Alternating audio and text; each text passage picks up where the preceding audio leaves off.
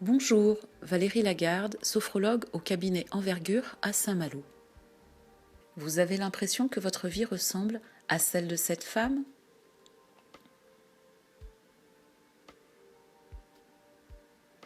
Ou bien encore à celle de ces hommes qui n'en finissent pas de courir en longueur de journée ?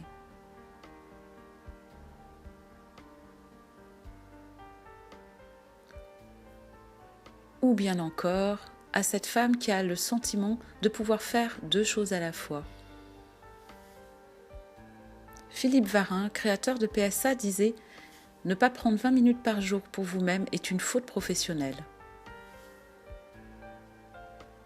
Prendre rendez-vous régulièrement dans votre agenda est le meilleur moyen de ne pas rater celui qui est le plus important pour vous, comme si vous souhaitiez en décrocher un avec quelqu'un d'important, vous-même. Et pourquoi en sophrologie ? Tout le monde a entendu parler de la sophrologie fondée par le neuropsychiatre Caicedo en 1960. Mais c'est plus complexe de savoir quels sont les ressorts de ce qui provoque les effets si bénéfiques de la sophrologie. Je viens ici donner les éléments qui permettent de comprendre comment ça marche. En sophrologie, nous apprenons la détente musculaire volontaire. Mais pourquoi faire au juste ? C'est par la détente musculaire que nous pouvons nous détendre globalement.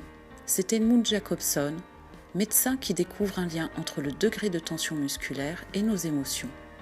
Il observe sur les tracés myographiques de l'époque que le relâchement musculaire entraîne une baisse remarquable de la densité émotionnelle. Il postule un principe simple, que si un stress est capable de tendre les muscles, alors, à contrario, la détente volontaire des muscles est capable de réduire le stress. Imparable, non ?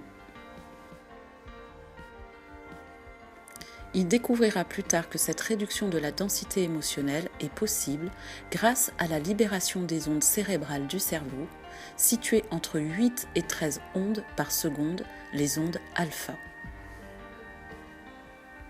En effet, quand le muscle se détend, il envoie au cerveau que l'activité cérébrale doit baisser. C'est par le nerf sympathique que cette information est transmise à une petite région qui s'appelle la formation réticulée. Et vous savez quoi ? Le plus naturellement du monde, l'activité cérébrale s'abaisse. En sophrologie, nous apprenons donc à nous détendre par une technique qui nous met dans cet état cérébral spécifique. De plus, nous tirons bénéfice de la respiration qui est un pilier important de la méthode sophrologique.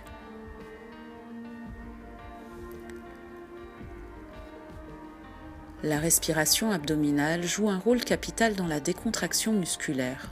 En effet, elle masse les viscères qui libèrent alors de la sérotonine qui envoie le message au cerveau que tout va bien. Vous avez dû entendre parler du système entérique qui est en réalité notre deuxième cerveau. Mais pourquoi ? Eh bien, c'est ce système entérique qui est complètement autonome, mais aussi relié à notre cerveau par le nerf vague, sans qui nos organes et le cerveau ne se parleraient pas et ne pourraient pas s'entendre sur la bonne marche à suivre. Retenons ici simplement que le nerf vague gère les glandes surrénales et le cœur, impliqués dans la gestion des émotions et du stress.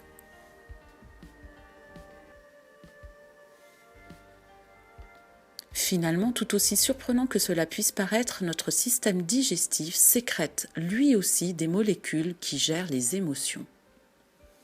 Nous pouvons résumer en se disant que notre cerveau et notre système digestif se font partenaires pour libérer de la sérotonine, un excellent régulateur de l'humeur.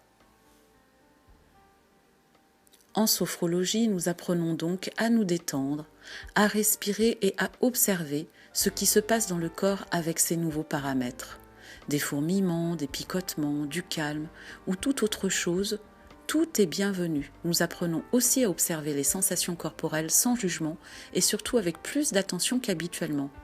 Comme nous sommes focalisés dans notre corps, le mental capté par ce qu'il s'y passe peut moins percevoir les pensées, ce qui arrête les ruminations et apaise le mental. Dans notre corps détendu, dans notre état psychique plus relâché, nous sommes alors enfin disponibles pour renforcer le positif. Mais pourquoi faire, me direz-vous ? Eh bien, pour changer de lunettes et leurrer notre cerveau. Oui, nous avons le pouvoir de leurrer notre cerveau. Lewis et Lieberman démontrent que notre cerveau se complaît dans des situations difficiles parce que son travail est de produire 60 000 pensées par jour. À force de faire des tas de liens entre les informations, il nous induit en erreur. Par exemple, nous repérons tous que dans un état amoureux, nous voyons la vie en rose. Et pourtant, rien n'a objectivement changé autour de nous. C'est donc les émotions qui déterminent la manière dont nous appréhendons notre environnement. Nous nous appuyons sur cette compréhension pour créer de manière volontaire des expériences nouvelles positives.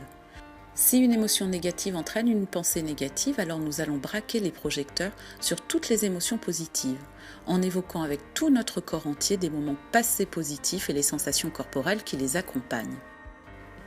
D'ailleurs, le médecin Stefan Koslin démontre que nous évoquions ou nous vivions pour de vrai une situation positive, la libération d'ocytocine et de dopamine est tout aussi importante et efficace.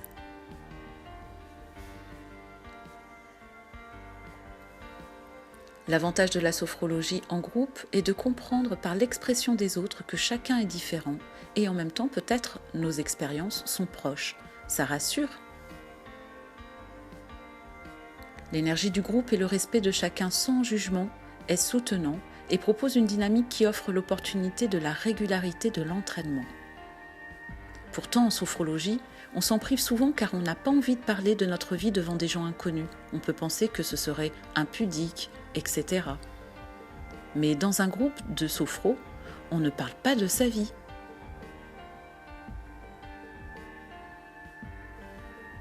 On peut partager, si nous le souhaitons, ce que nous ressentons dans notre corps, les sensations corporelles, les ressentis, le rythme de la respiration par exemple. Et dans tous les cas, écouter l'expérience des autres peut guider sur nos propres ressentis.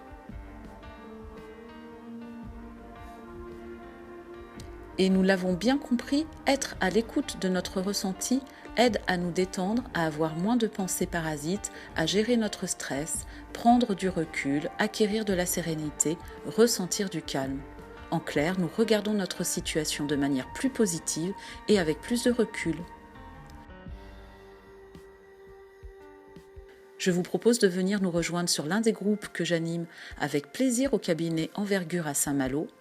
De nombreux thèmes sont proposés sur le site internet et sur plusieurs créneaux permettant à chacun de répondre à son besoin.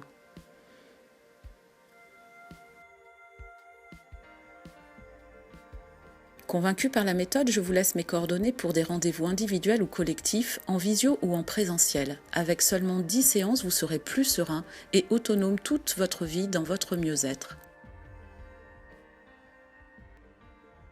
Je vous remercie de votre attention, de votre fidélité. Si la vidéo vous a plu, n'oubliez pas de liker et de vous abonner. À bientôt et au plaisir de se retrouver.